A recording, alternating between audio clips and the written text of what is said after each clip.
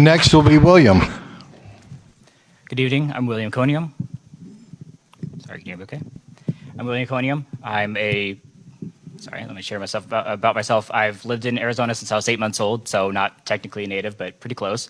Lived in Surprise since 2009. I'm a parent of 2 Dysart students. I've always had a strong sense of civic duty and a desire to serve my community and nation. I served in the United States Marine Corps and was honorably discharged as a sergeant. I'm a consistent volunteer in the community.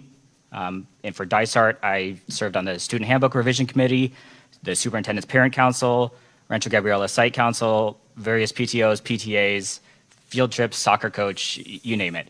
As far as outside of Dysart, I've also been active in the City of Surprise. I'm on the City of Surprise Board of Trustees, which it's kind of complicated to get into everything we do there. I would say, I guess, my website, voteconiam.com, discusses that more. But I've also served on the Bullard Avenue Task Force and coached for numerous soccer and kickball teams. I've been selected for these roles because I've developed a reputation in the community for my willingness to objectively analyze situations and make educated decisions. I strive to look at things critically and focus on facts and not opinions. But we all make mistakes, and I'm not afraid to admit when I was wrong. I focus on solving problems and getting things done. I'm moderate and nonpartisan.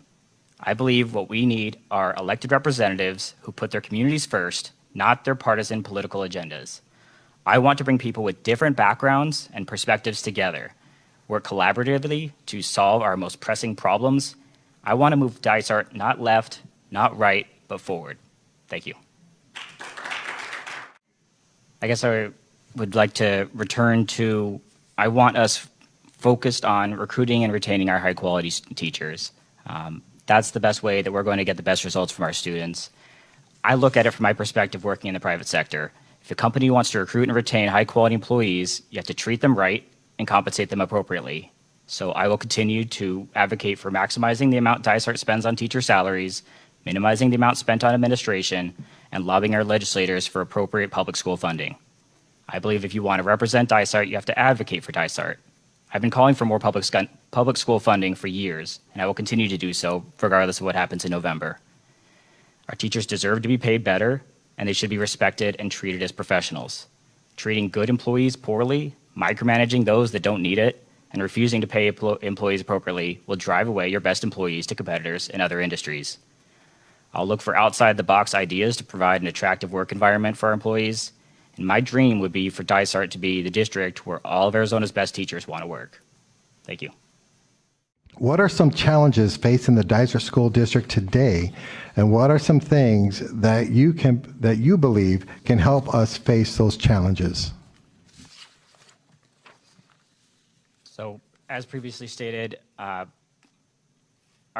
board has lost the faith of a lot of the people in our community. Just recently, with the forced resignation of Dr. Kellis, who had 90% approval ratings among both staff and parents, refusing to provide any kind of justification for it, everything done behind closed doors. Just the complete lack of transparency has really shook this community.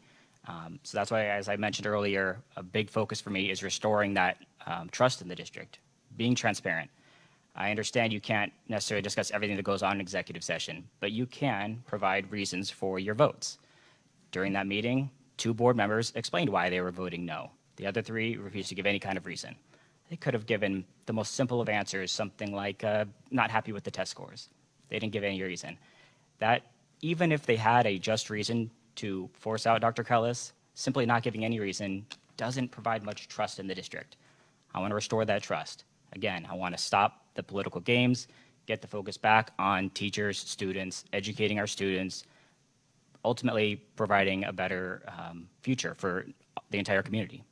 Thank you. I believe I come with a fairly unique background for this school safety subject. As mentioned at the beginning, I was a United States Marine. I've guarded U.S. and international coalition bases. I have manned entry control points. I've served on a quick reaction force. Beyond my military experience, I also have a career in risk management, so that includes covering security and crime prevention. I'm familiar with a phrase that, frankly, most probably aren't familiar with, called CPTED. That's crime prevention through environmental design. Well, I don't have time for that. In no way am I saying that I have more knowledge or experience than our law enforcement professionals. They are experts in their craft. I have so much faith and trust in our Surprise and El Mirage police departments. But I would say that I'm better prepared than current prospective board members to help address the safety of Dysart students and staff. I'm very excited about our recent hire of Mr. Yeager as safety coordinator. He has amazing experience, and I would look forward to working with him on the safety of our schools. Thank you. Ms. Densmore mentions the raises that we've been able to give to the teachers recently. Great news. 8%, certainly not enough for what they're being paid for what they're doing. Our hands are largely tied for that, right? That's a state legislature issue. I've consistently lobbied our state legislators for more funds for our schools. I feel anyone trying to represent Dysart has to advocate for Dysart. So every board member should be out there constantly hitting up our legislators, trying to get more funds for our schools, opposing any legislation that would take away funds from our schools. As I've mentioned earlier as well, it's about treating professionals as professionals. Okay? If you have a discipline issue, like they're reading a book that they're not supposed to be reading, you address it as a disciplinary issue, just like any other business would do with a problematic employee. You don't treat all of your employees like garbage and micromanage them because of the actions of a few. We need to get back to treating them as professionals, showing that respect, as was mentioned, and overall, again, looking for outside the box ideas to try to provide an attractive work environment for our employees. I want Dysart to be the place where all the best teachers want to work. Thank you. Versus administration. I think it's pretty clear from all my other comments. I want to maximize dollars in the classroom. So if y'all don't mind, I'd like to return to the topic of ESA's empowerment scholarship accounts. I think it's fair to say most people would agree we want our representatives to have consistent values, right? Not have double standards. If you support fiscal accountability and transparency with your taxpayer money, then you oppose ESA expansion. There's no public reporting of how these taxpayer dollars are being spent. There's no review by the Auditor General. There's no fiscal audits or budget reviews by the public or publicly elected governing board. We have no idea what they're doing with that money. It's also very important to note the lack of academic accountability. Students don't have to take a state assessment. They don't have to take a national assessment like the ACT or SAT. They don't have to show student outcomes such as grades or whether their students graduate from high school or go to college. There are no required qualifications for teachers in private schools. Literally no requirements. There's also no public process to evaluate or provide input into the curriculum use. Think about all that conversation we had about the curriculum and how important that is. These schools could literally be teaching anything at all or nothing at all. And we're giving millions of dollars of our taxpayer money to that? No. I oppose the universal expansion of the ESAs. Return it to the way it was initially designed to help those with special needs. Stop taking money away from our public schools and have strong standards for that fiscal accountability and transparency. Thank you. Okay, Don, same question to you.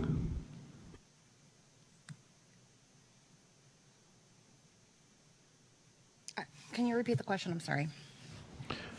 How will you give a voice to teachers who feel they can't say anything without ramifications?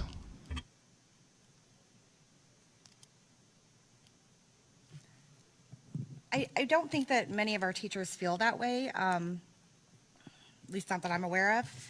I have definitely been the voice, though, of a few teachers that have felt that way in certain situations.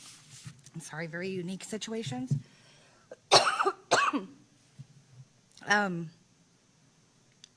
Guiding, I'm so sorry.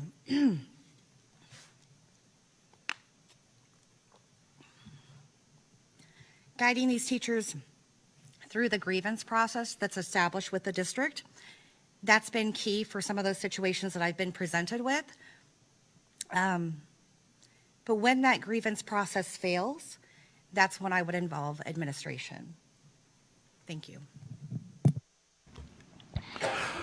William, same question to you. As I've been out talking to voters, it's sad actually how many times I've been approached by Dysart employees and told that they are scared to sign petitions or just in general do anything that might be seen by board members because they're worried about those ramifications. It's depressing, quite frankly. We're talking about, and we're not talking about someone doing something, for example, pushing a political message in a classroom, right? 100% against that. But for employees to be scared to exercise basic constitutional rights, right? The right to petition, right of free speech, that's just not right, frankly. I think that's a top-down culture issue. You have to provide that culture where they feel comfortable to discuss things. You know, people tell me all the time things they don't like about me. It is what it is. And that's can be addressed in a variety of ways. I know one recent example was a survey was sent out asking for what kind of qualities people would like in the superintendent role. And teachers were saying, well, I don't want to answer this because it's not anonymized. In my opinion, there's no reason why that data can't be anonymized so that teachers can feel free to, you know, provide accurate answers to that. If you're ever doing a survey of your teachers or other staff, you want honest feedback. So allow them to do it in an honest manner if they so desire, so that you get honest feedback. How are we ever going to get better if we don't let people be honest with us? Thank you. This next one's for Dawn. Dawn, at a time when all offices, partisan or nonpartisan, are polarized, how will you keep personal politics out of the boardroom?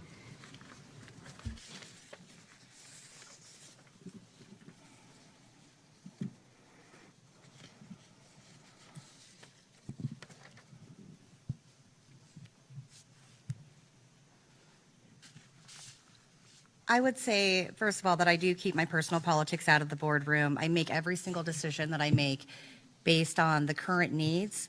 I do discuss pretty much everything with administration prior to making any controversial vote on something. I do feel confident in my decision personally. Has nothing to do with being endorsed by an organization such as Save Our Schools, for example. I'm not going to speak talking points of my political party or any organizations that I might be a part of, or even that I might be endorsed by. I'm not going to do that even today. So these are all of my original thoughts, by the way. I don't have anything copied and pasted from a Save Our Schools post. And I don't bring any politics into any decisions that I make for this school district. Thank you. Same question for you, William.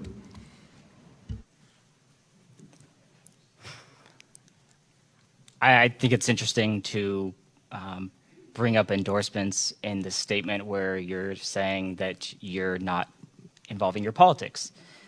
When pretty much your entire Facebook feed is your endorsements by one political party and politicians. My opinion, as a prospective voter, I care a lot more about the opinion of parents and teachers than that of politicians. Maybe that's just me. I'm running because I'm tired of the politics. How am I going to keep it out of my stance? Because I'm a nonpartisan person. That's who I am. It's not, I have to run in a nonpartisan race, so I can't put the little D or R next to my name. I don't want the politics involved. I think we need to be focused on what's best for the community. And I think we do that best when we look at different perspectives, we get these different viewpoints together, and we collaboratively work for the betterment of our society instead of worrying about what partisan political agendas are going on for that day. Thank you. Okay, William, this will start with you. What is your understanding of social emotional learning? How do you think it is being taught in the schools? What are your suggestions when it comes to helping students who have social and emotional issues that may impact their academic achievement? When I talk to people about social emotional learning, I find that a lot of any controversies around it are largely attributed to misunderstandings. Again, we go back to social media and the crazy things that can be spread through that. When you take apart what social emotional learning is and what it teaches and you ask people about it, for example, a growth mindset, setting, achieving goals, persevering, those sorts of things, people are generally overwhelmingly supportive of teaching that in schools. It's an extremely important skill for children to learn. I'd say it's more important for someone to learn perseverance than what's the molarity of oxygen, right? the problems come from these, social media posts, and who knows, maybe somewhere someone else is teaching something obscure and calling it social emotional learning. That's not what's happening at Dysart. We're teaching great things, and I definitely support it. And just to share a personal story, my daughter, for my own daughter, my wife made dinner one day. She was talking to my daughter, and she was saying, I tried making it a different way, and it didn't work out. And, she was basically apologizing that it didn't work out too well. My daughter said, sometimes you try something new and you fail, but you learn from those mistakes and you get better for the next time. And it was, I thought, a really, really cool thing for my sixth grade daughter to say. And I know that she got that from social emotional learning in her school, because just a couple days prior, we were in curriculum night, and on the board, I saw they were going to be talking about setting goals, achieving goals, and perseverance. They're teaching great things. Continue it, please. Thank you. Dysart voters face an important decision about the future of Dysart. Let me be very frank. I'll make this easy for some people in the room. If you want an extremist, be it left or right, I'm not your candidate. I don't want Dysart to be in the news because of politics. I don't want to be in the news for pushing CRT or burning the most books. I want us in the news for the amazing things we're doing for our students and communities. Awards we're winning, innovative programs we're implementing. My hope is that Dysart voters agree. If you want someone who's reasonable, will address the issues that come before the board rationally, someone that puts the community first, not their political agendas, if you want a collaborative problem solver who gets things done, please vote for me. Let's move Dysart forward. Thank you.